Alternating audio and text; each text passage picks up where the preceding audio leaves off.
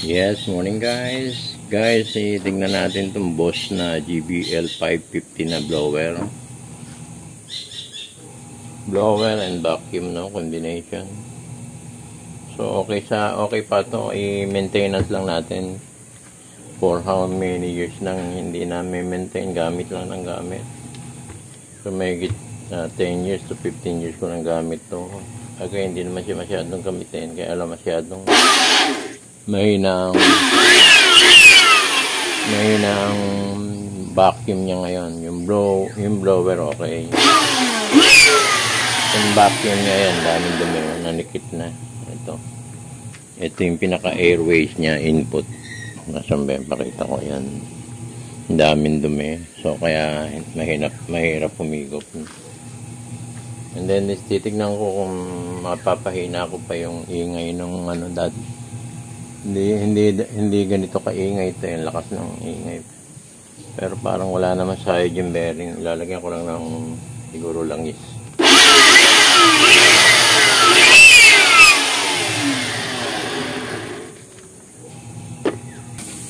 So guys, ito yung pinaka blower niya, yan. So pag vacuum, ito naman dito. Ito naman yung pinaka dust pad niya. Okay, yan. Higop naman ito.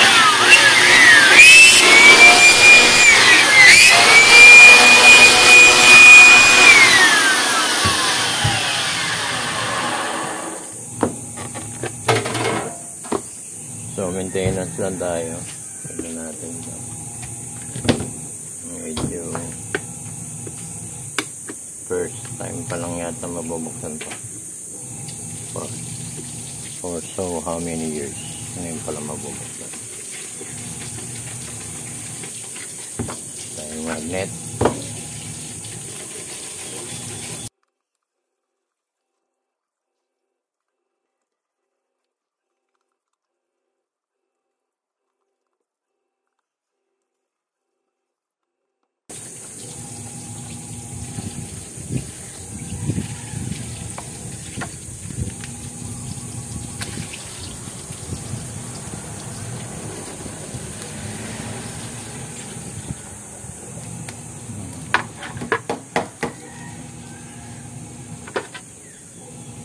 So guys, barado, yan o. Dumi.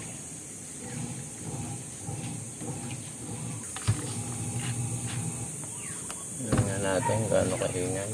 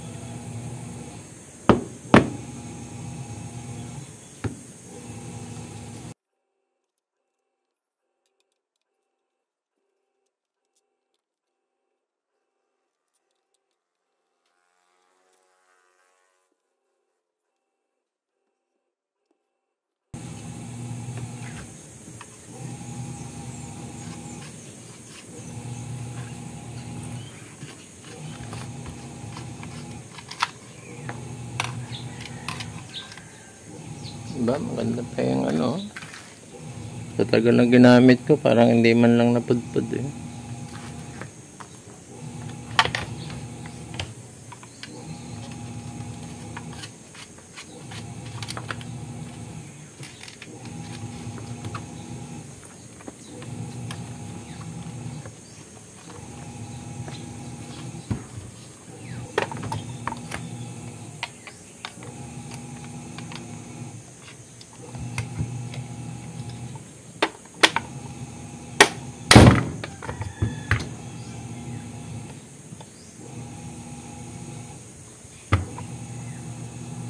masikip na yung bearing.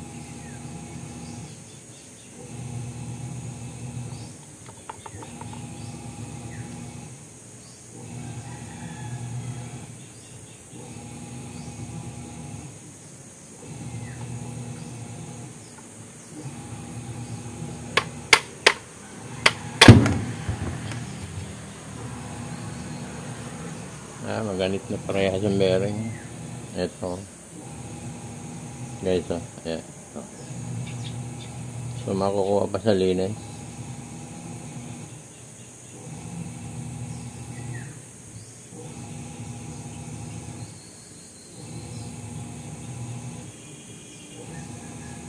Itong kabilang lagyan ng ano.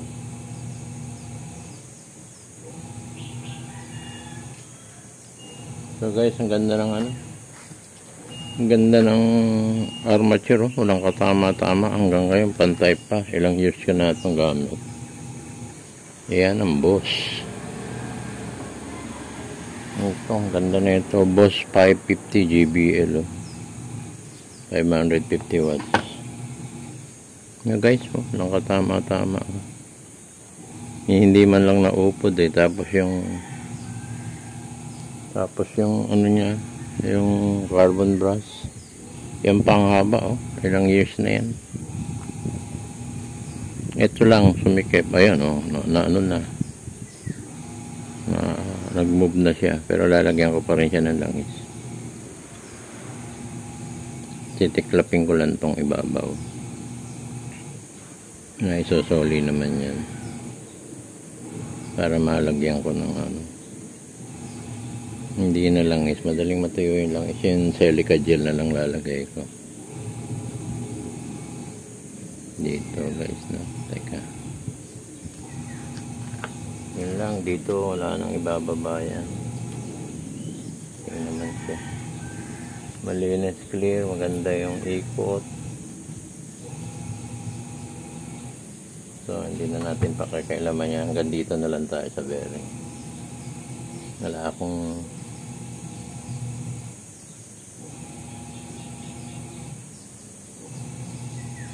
pamalit na ito. May pamalit man ako, luma din. So ito na lang ang gagalawin ko. Buksan ko yung takip dito, pakita ko, ipit ko lang sa gato. Yes guys, sikotin lang natin to, no? Itong takip ng bearing yan. Ganyan lang, pinalo ko lang ng konti. Yan. Yan na siya. And then hinggan natin siya ng langis. Yan, paikotin lang.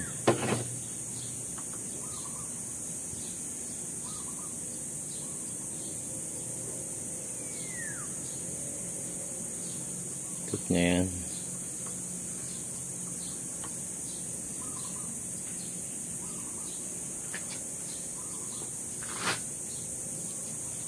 Okay. Yan. Yan natin siya ng gel. Silicone gel to, no?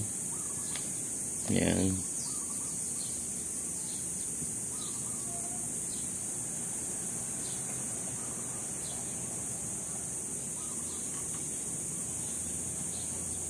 Okay siya.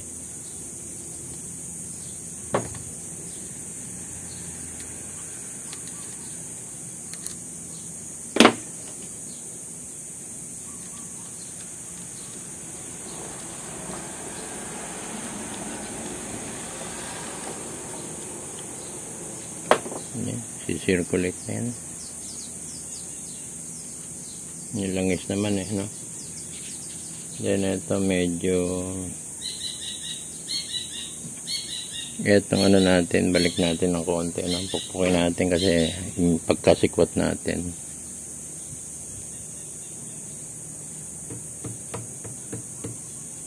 Yan, para original ang dating. Yun lang yan.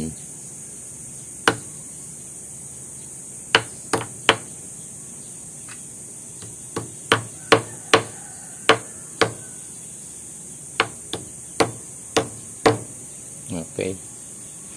takip na uli siya. Yan lang yan, hindi naman mahuhulog yan kasi meron ano yan, pag inanam mo sa ilalim may sasalo dyan itong sa ano, ibabaw.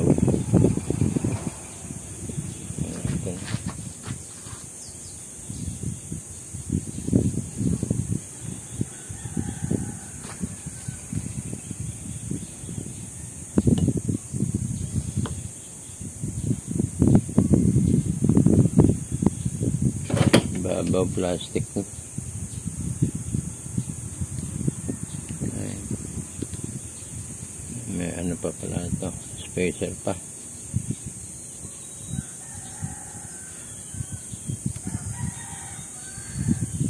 May dalawang spacer natin dito.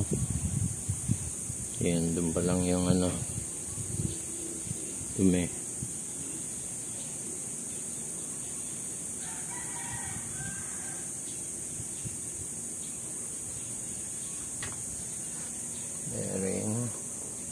Pukpukin natin ng konti. Ayan, para masikwat.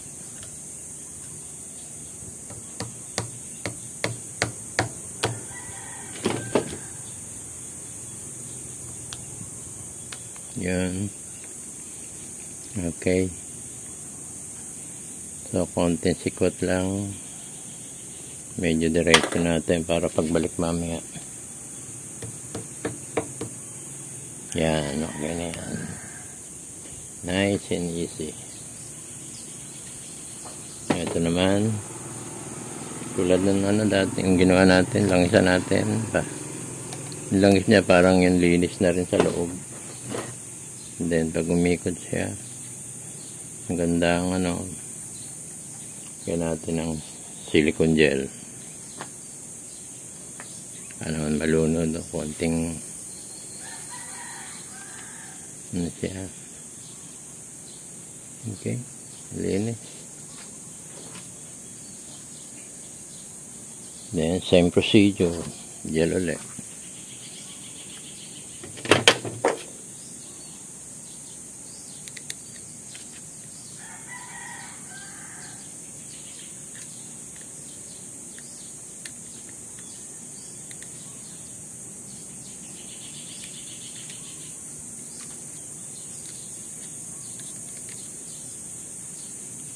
Kalat na yan. Pag nag-init yan, okay na yan.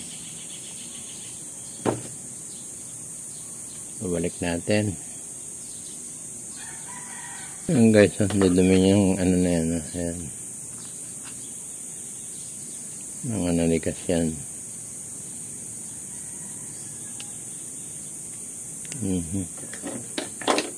Okay. Go, go, go. Ayun, tumunog na. Kinamay ko lang. Ganda pagkalak. Klak. Hindi na natin pupukukin. Lagay ulit ito. Then, that's it.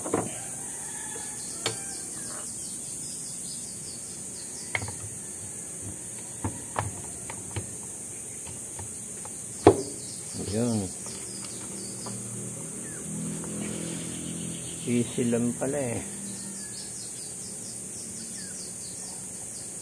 Tayo. Yun, pag ganon.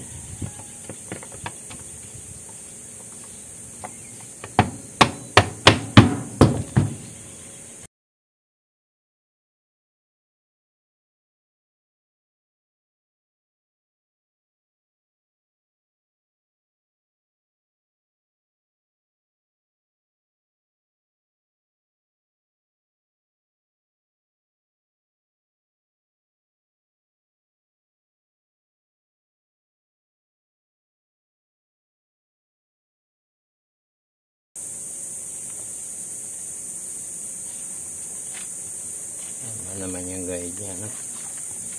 Dahil may guide siya na ano. Okay, yan. Try muna natin bago isara.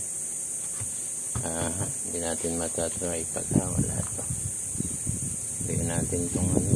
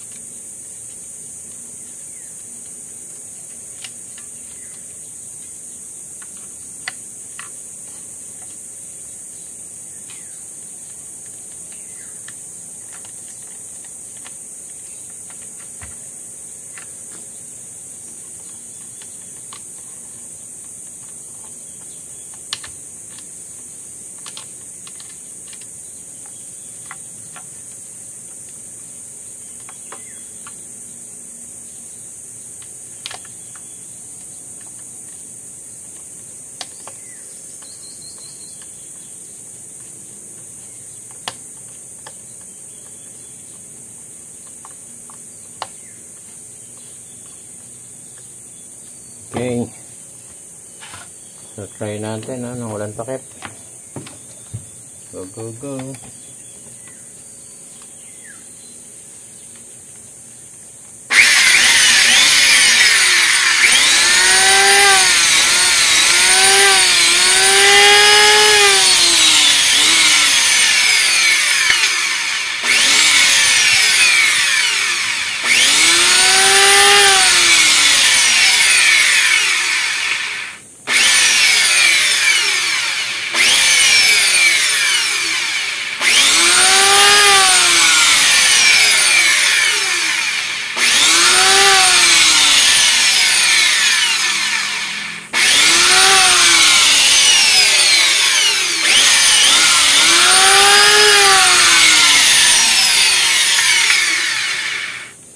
Guys, may sabit na ng konti yung bearing. Takatak, may lumalagatak pag ano.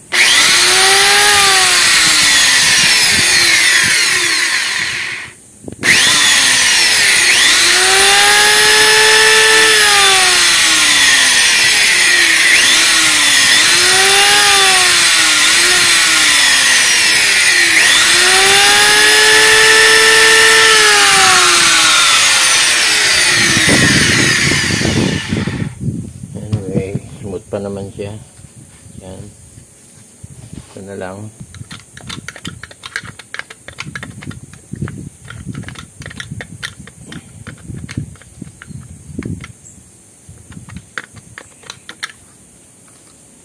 Sisikwatin ko na lang yung dumi kasi pwede kong ilabas yung pinaka-screen niya. So, iilang lang naman yung ano para ma-maintain yung original position niya pa. Kasi pag nilabas ko to, tsak pagpasok ko niyan, luluwag na ng konti yan.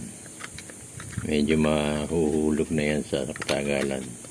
Ito hanggang ngayon nakapix pa eh. Yung pinakalak niya, mauunat yun eh.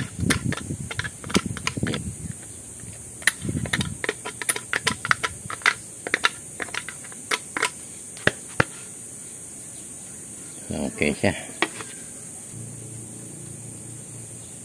Okay. Okay.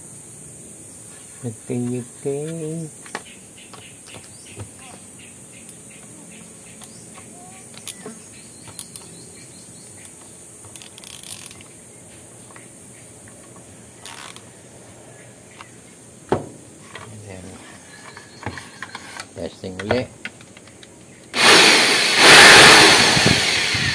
Ba, nawala yung ingay ng bearing. Munti. Natalo ng lakas ng hangin yung ingay ng bearing. Easy lang pala. Di na... at least nagkaroon ng maintenance ulit siya. Kita natin.